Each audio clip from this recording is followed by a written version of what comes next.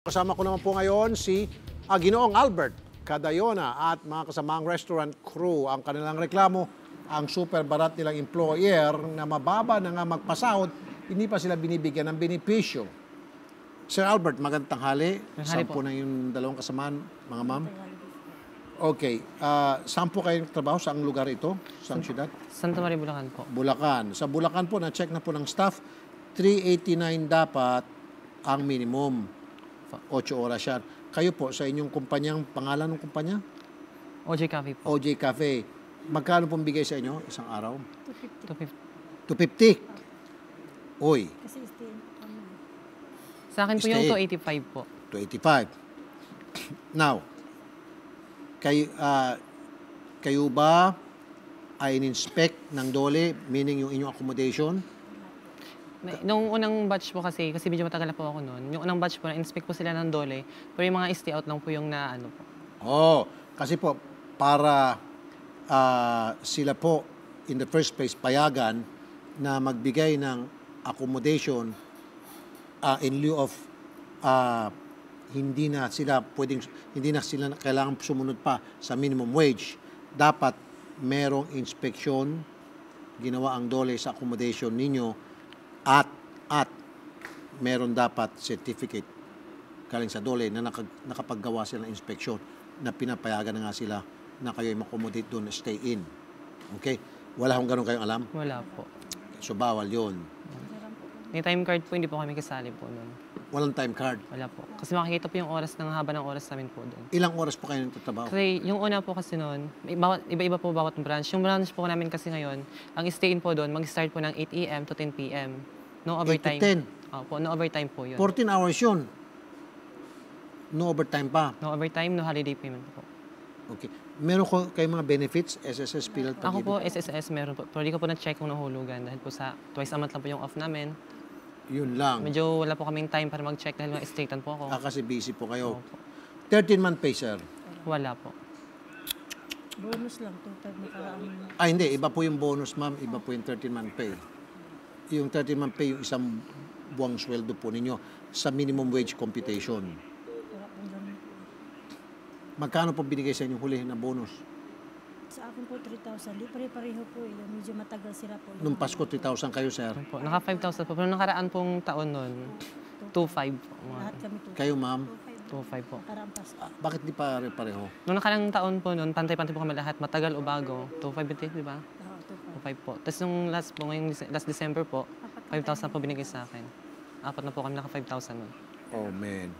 Sige po, nasa linyang telepono si Larry Villanueva, Senior Labor and Employment Officer ng DOLE, Bulacan. Magandang tanghali po, Sir Larry. Ay, magandang tanghali, Idol.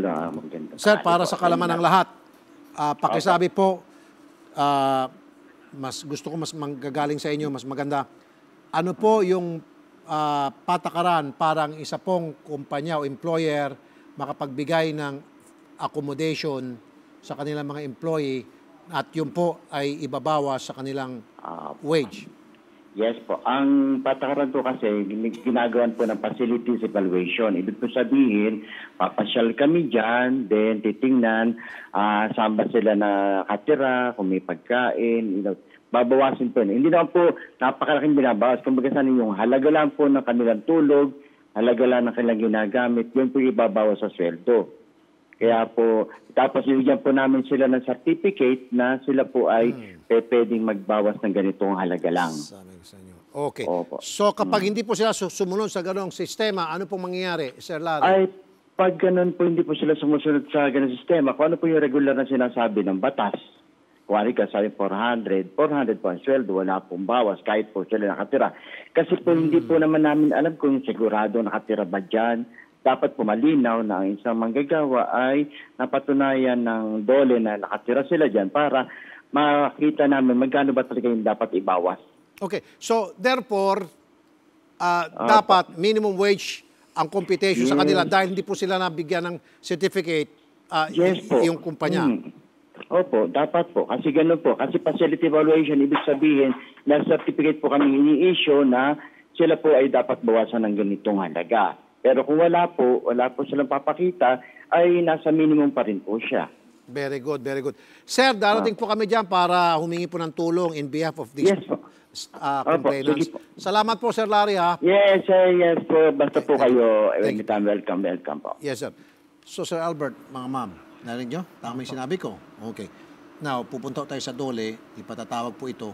So, pupunta talaga dapat ito sa minimum na 389 plus OT. So, gumawa na ho kami ng computation kanina, lumilitaw na 468 per day ang nawala sa inyo. Alam ba, tulad mo, ilang taong ka na? Almost 4 years na po yung May. 4 years na po Times yung mo, May. 468 times 4 times 30 times 12 times 24, 48. Di ba? Oh. Magkano? Naku. 673,000 ang nawala sa iyo. Isama na natin siguro dyan yung 13-month pay, baka mga 700 makuha mo. Kayo, ma'am, ilang taon ka na? 3 years na 3 po. years. Ako po nagpasok po din sa kanya. Siguro baka ikaw mga 500. Ikaw, 2 years po. 2 years, baka mga 300. 7, 3, 2, mga 1.2 kayong tatlo. Magsasara ka ngayon. Anong paano ito? OG Cafe po. Cafe. Parang, ano to? Parang sikat to. Na-advertise po siya sa ABS-CBN. Oo, huwag mo bagitin ko. Okay, sorry po. Oh, kaya nga, na parang sa isang sikat na show, sa isang kabilang channel. Ha? Katapat pa natin. Oh, hindi, walang kinalaman yung show, siyempre. Pero doon siya nagpa-advertise. Okay. Sige, now, well, kung magbayad siya ng 1.2 sa inyo, hindi siya mababankrupt. Kaya po ko, sir, Kasi kung hindi siya magbayad, babankrupin siya ng Dole. Ano po? Kaya po kami naglakas loob sa sumbong po ngayon kasi po parang pinag-iinitan na po kami ng bus namin. Yung parang ililipat-lipat ng gano'n sa trabaho. Ginigipit po kayo. O, kasi pakiramdam niya po, parang lumalaban na po ako, parang gano'n. Eh, dapat lang labanan dahil basubas eh. Kung kagalang-galang ba naman siya at sumusunod sa patakaran ng Dole, binibigyan yung tamang pasahod at benepisyo. Eh, siyempre, I'm sure hindi kayo lalaban, tama? Gagalangin niyo siya, tama? Kaya niyo siya hindi ginagalang dahil balasubas siya. To each his own. Ika nga. Kasi kinatakot ko po, sir, kung mapaalis po kami, walang-wala po talaga ako ngayon. Malayo po yung Davao, hindi po yung basta-basta mauwi. Taga Davao po kayo. Opo. Ayusin po natin yan. Ngayon pa mismo, pagkatapos po nito, pag-usap natin, tatawag natin yung Dole para yung Dole agad-agad ngayong araw na ito, kukontak sa kanila. Okay? Tapos may kapatid po po ako. Sige. Marami po kami Sige po. Tapusin mo natin to and then pag-usapan natin off-air. Okay? Sige po.